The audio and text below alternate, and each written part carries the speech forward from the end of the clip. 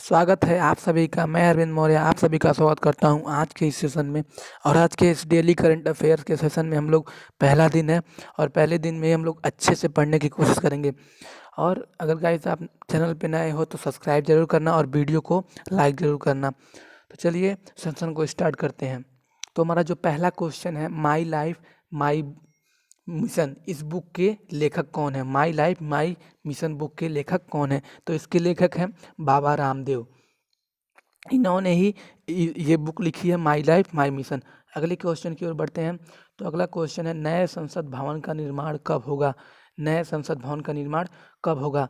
तो उसका निर्माण होगा जुलाई 2022 में। ये स्वतंत्रता दिवस के 75 साल बाद बनाया जा रहा है, उसी के लिए जुलाई 2022 में निर्माण इसका होगा। अगर आप इसको याद रखना चाहते हैं तो 1947 उसमें 75 ऐड करेंगे तो आपका आ जाएगा 2022। तो इस तरह आप इसको याद कर सकते हैं। अगले क्वेश्चन की ओर बढ़ते हैं। तो ये देख सकते हैं आप, अपना संसद भवन ऐसे ही बन जाएगा, जो कि इसका अगर कीमत पूछा जाए 861 करोड़ इसका लागत लग रहा है। और इसको टाटा लिमिटेड कंपनी इसको बनवा रही है। अगले क्वेश्चन की तरफ बढ़ते हैं। तो ये है क्वेश्चन, प्रदर्शनकारियों ने 6 जनवरी 2021 को किस देश की संसद की सुरक्षा का उल्लंघन किया? तो इसका आंसर होगा यूएस ने हमला कर दिया, मतलब उसके प्रदर्शनकारियों ने उनकी संसद। अब आपको ये जानना जरूरी होगा कि यूएस के संसद को क्या कहते हैं। तो इंडिया में तो उसको पार्लियामेंट कहते हैं, तो यूएस में क्या कहते हैं उसको? यूएस में उसको कांग्रेस कहते हैं। क्या कहते हैं? कांग्रेस। ये आप ध्यान में रखेंगे। और अगर पूछा जाए कि मान लीजिए वहाँ के राज्यसभा, यहाँ तो राज्यसभा कहते हैं, तो यहाँ के राज्यसभा को वहाँ सीनेट कहते हैं। क्या कहते हैं? सीनेट कहते हैं। और लोकसभा को क्या कहते हैं? House of representative. ये वहाँ कहा जाता है, वहाँ अमेरिका में। अगले क्वेश्चन की तरफ बढ़ते हैं। तो इसमें ये आप देख सकते हैं कैसे प्रदर्शनकारियों ने प्रदर्शन किया था, और इसी की वजह से ट्रंप का ट्विटर से अकाउंट भी हटा दिया गया। ट्विटर ने वहाँ से उनका अकाउंट भी डिलीट कर दिया है। आगे बढ़ते हैं। What is the rank of India in global gender index in 2020 published by world economic forum?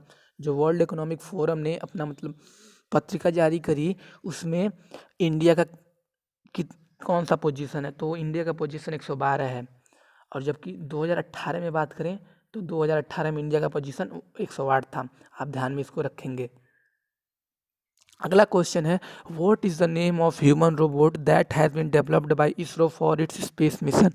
तो जो रोबोट डेवलप किया है इसरो ने अपने स्पेस मिशंस के लिए, उसका रोबोट का नाम क्या है? तो ये भी बहुत इंपॉर्टेंट क्वेश्चन बन जाता है। तो इसका नाम है व्योममित्रा, जो कि गगनयान जो हमारा चल रहा है प्रोजेक्ट, उसमें इसको यूज किया जाएगा। अगले क्वेश्चन की तरफ बढ़ते हैं। तो ये आप देख सकते हैं जो रोबोट है यही है, ये बच्चा हाथ मिला रहा है उससे।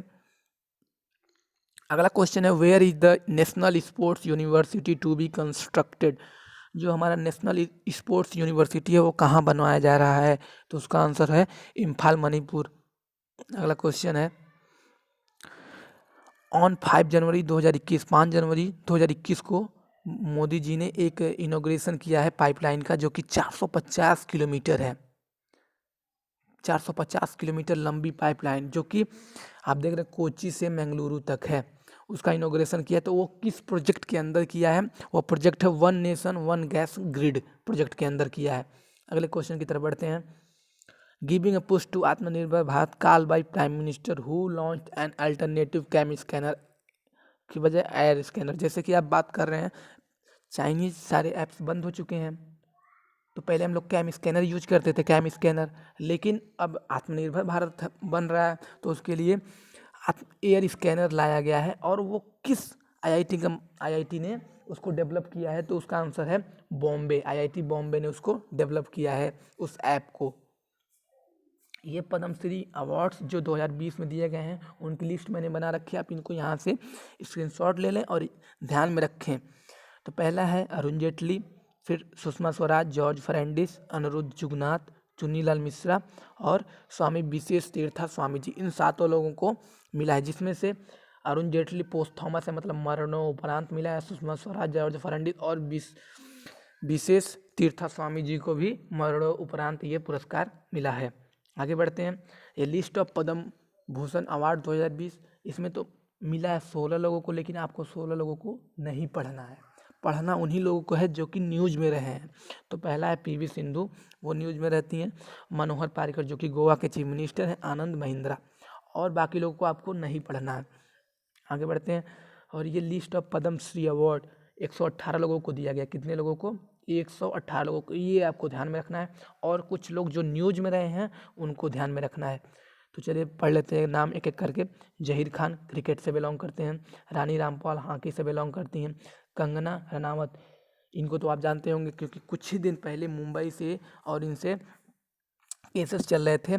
एकता कपूर, सरिता जोशी, अदनान स्वामी, करण जौहर, ओइनाम बेम देवी, सुरेश वाडेकर, ये कुछ नाम है, इनको आपको ध्यान में रखना है। याद नहीं करना, बस आप एक बार जब पढ़ लेंगे तो पेपर में जब क्वेश्चन आएगा तो आप जरूर टिक कर लेंगे। आगे बढ़ते हैं।